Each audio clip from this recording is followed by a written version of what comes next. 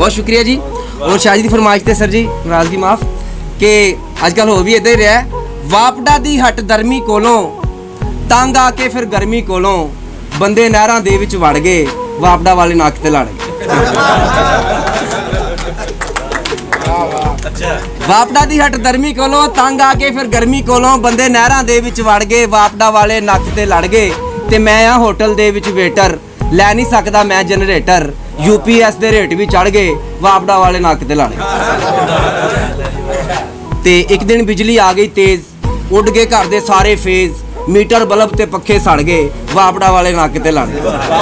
ते जड़ा आलमी होया जी कि फिर मीटर ठीक नहीं कीता मेरा, मीटर ठीक नहीं कीता मेरा 3500 भी पीता मेरा 2500 दा बिल भी मड़ गए वापडा वाले नक ते लड़ गए।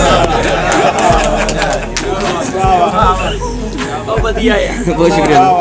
मीटर ठीक नहीं कीता मेरा 3500 भी पीता मेरा 2500 दा बिल भी मड़ गए वापडा वाले नक ते लड़ गए। ते पूरे मुल्क च पै गई खप काम भी सारे हो गए ठप सिर ते फैसल करदे चढ़ गए वापडा वाले नक ते लड़ गए। बहुत शुक्रिया जी, बहुत शुक्रिया।